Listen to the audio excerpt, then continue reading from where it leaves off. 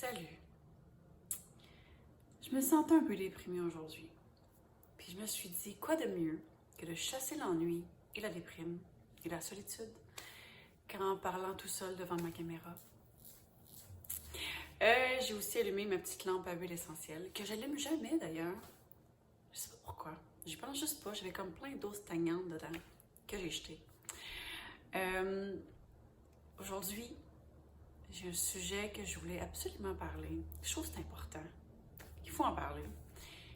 Quoi faire avant notre prochaine relation? C'est un sujet important parce que ça évite qu'on s'embarque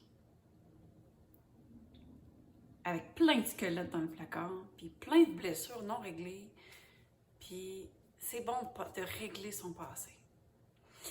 Fait que j'ai eu la chance d'avoir quand même plusieurs mois pour faire beaucoup de réflexions sur moi-même, la vie, ma relation précédente. Donc, j'ai eu envie de partager avec vous cette introspection-là que j'ai faite. Puis, je me dis, si ça peut aider une personne, juste une personne, je vais avoir fait mon travail. En fait, il y a 4 points que j'ai envie de partager. J'ai fait une liste de 4 points. Premier point, le plus difficile, mais le plus simple, en réalité, c'est ouvrir son cœur. Ah, je sais, mais ouf! God damn! Que c'est un challenge! J'ai l'impression qu'il y a beaucoup de gens partout qui se promènent puis ils ont le cœur complètement fermé. Ouvrir son cœur, c'est pas facile parce que ça nous oblige à ressentir les émotions pleinement. Puis, j'ai l'impression qu'on se protège. Je dis on, je sais pas ce que les autres vivent, là, mais mon expérience personnelle, c'est que je sais que j'ai le cœur très grand ouvert, OK? J'ai le cœur ouvert, j'ai vraiment pas le chakra du cœur bloqué, mais je me mets toujours sur mes gardes. Puis j'ai toujours une petite armure. J'ai de la misère à l'enlever, cette armure-là. C'est comme une protection, en fait. Donc, j'ai tout le temps peur j'ai peur de m'embarquer trop parce que j'ai peur que ça fasse mal. Ce qui est complètement stupide, en fait. C'est complètement stupide de penser ça. Parce que quand j'ai peur d'avoir mal, c'est plate, mais je m'évite de ressentir plein d'autres belles émotions puis de vivre vraiment l'expérience pleinement. L'expérience amoureuse qui en vaut vraiment la peine.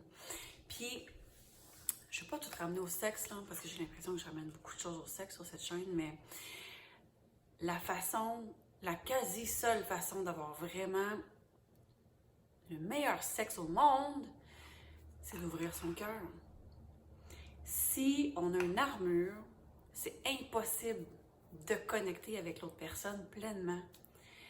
C'est dommage parce qu'il faut l'enlever, cette armure-là. Ce qui fait peur, c'est qu'on sait qu'on va se mettre à ressentir des choses qui vont peut-être être difficiles ou pourquoi c'est si dur d'ouvrir son cœur? En fait, savez-vous c'est quoi, selon moi, la plus grande force intérieure, la plus grande preuve de force intérieure? C'est quand on est capable, en tant qu'humain, d'ouvrir son cœur tellement grand, malgré le fait qu'on peut être blessé, puis malgré le fait qu'on peut ressentir plein de choses qui vont faire mal, mais de savoir qu'on va rester debout quand même. Que c'est pas grave. On va ressentir tout ça, on va se faire mal. C'est pas grave, on va pas tomber. On va rester debout. Puis on va s'en remettre. Parce qu'on est passé à travers plein de choses. Puis qu'on est fort, puis que ça construit notre résilience. Puis que d'apprendre à vivre avec des émotions difficiles, ce que c'est littéralement d'apprendre à ouvrir son cœur, c'est de ne pas mettre nos émotions des cachets de pain creux, tu sais. C'est fou parce qu'on est humain, puis c'est une de nos grandes capacités d'avoir la chance. C'est une Christie de belle richesse d'avoir la chance de vivre une panoplie d'émotions comme ça, puis on a peur. On a peur de vivre des émotions. Fait que challenge numéro 1, avant de rencontrer votre nouvelle personne, apprendre à ouvrir son cœur. Puis c'est pas si compliqué que ça, ouvrir son cœur, hein, by the way. C'est juste de consciemment vouloir l'ouvrir. Déjà, vous avez fait le 3/4 du chemin. Puis de juste avoir la certitude, puis l'estime, puis la confiance en soi de savoir que même si ça fait mal, puis même si tu te fais faire mal, tu vas être correct. Tu vas t'en remettre. Puis au contraire, tu vas être bien plus fort. Puis c'est ça, vivre. C'est d'avoir des cicatrices. Ça nous donne une dimension différente. On est comme plus intéressant en tant qu'humain aussi, je trouve. Deuxième point, vraiment important. Ça a été une révélation, cette activité-là. Je n'aurais pas su une activité, là, mais un exercice. Donc, quand il ressurgit un mauvais souvenir, puis je vous suggère de le faire avec tout ce qui s'est, ou le plus de choses qui s'est passé qui vous a blessé ou qui vous laisse une amertume par rapport à votre ancienne relation ou votre relation actuelle. Si jamais vous tombez là-dessus et que vous pensez à peut-être quitter, bien, c'est de régler, de ne pas garder tout ça en dedans. Puis je vous explique c'est quoi l'expérience, OK? Tu t'assois sur ton sofa, ou par terre, comme moi en ce moment, peu importe. Tu t'assures de ne pas travailler juste après, de ne pas rencontrer d'autres personnes, de pouvoir vraiment être dans un petit mode ermite, un mode que je connais beaucoup, mode ermite.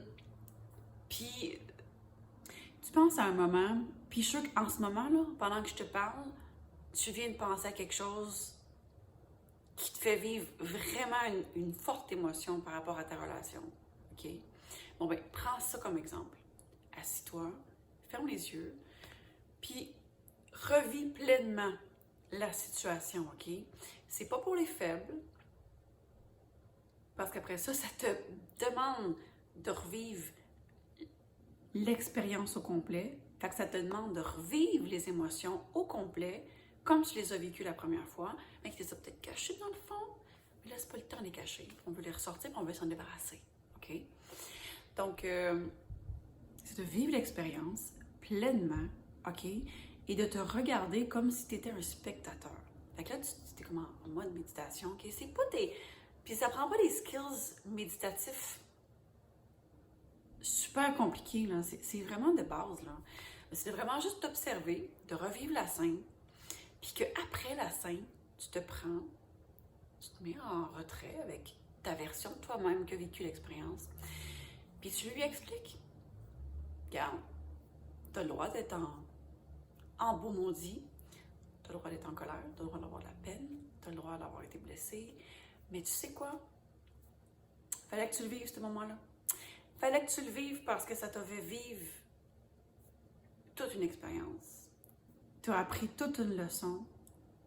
Maintenant, tu es plus fort, tu es plus résilient, tu connais plus de la vie.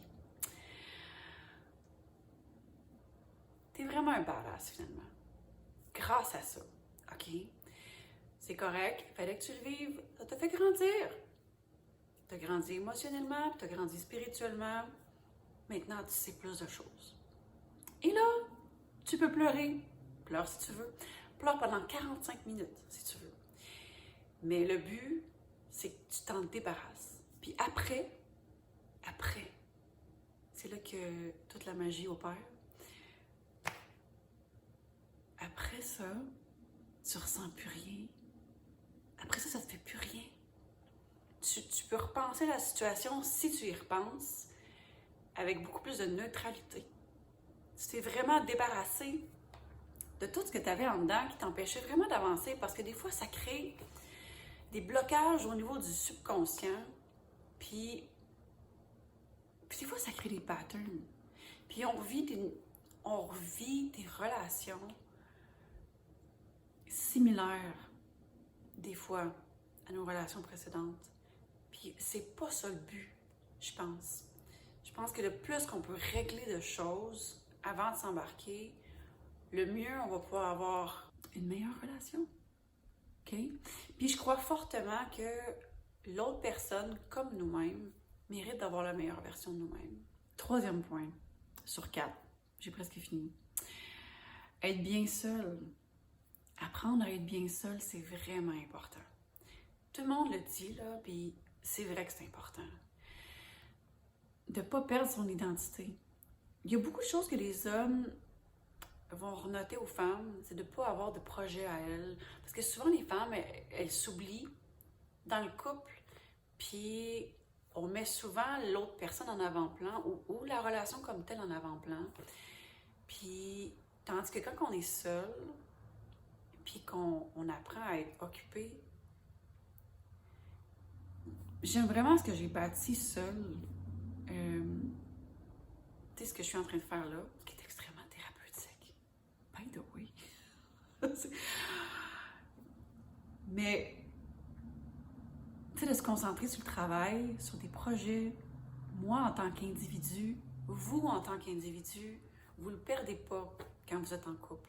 Puis au contraire, vous devriez continuer à le polir parce que de vivre et de ne pas se perdre en tant qu'individu, ça fait juste que quand on se retrouve en tant que couple, puis qu'on se retrouve, puis qu'on peut avoir notre connexion, c'est encore plus fort, puis on peut partager nos expériences, puis c'est encore meilleur, en fait, de se retrouver après. Quatrième point, ce qui est mon préféré. C'est mon préféré. Vous avez sûrement entendu, tu sais, faire une liste de la personne qu'on veut. Moi, je suis pas très liste. J'aime pas trop les listes. Je fais pas des listes de to-do. Je fais pas des listes d'épicerie. Mais j'ai une liste mentale de ce que je recherche. Par contre, j'aimerais ça ajouter une dimension différente à ça. Quelle personne tu veux être pour cette personne-là? Tu sais, je pense que c'est bien d'arrêter de penser à ce que l'autre pourrait nous offrir. Mais qu'est-ce que tu veux offrir à l'autre personne?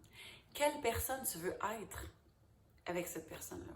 C'est quoi la meilleure version de toi-même? Est-ce que tu veux être la meilleure version de toi-même avec cette personne-là? Parce que ça a été une très grande révélation. J'étais assise sur mon sofa. D'ailleurs, il y a plein de révélations qui se passent ici. Vous devriez venir vous asseoir. Vous auriez plein de révélations. Je vous invite. La plus grande révélation que j'ai eue sur mon sofa, c'est de me dire, oh wow, la personne qui va être ma personne, ça va être la personne avec qui j'ai envie d'être la meilleure version de moi-même, d'exprimer pleinement ma sensualité.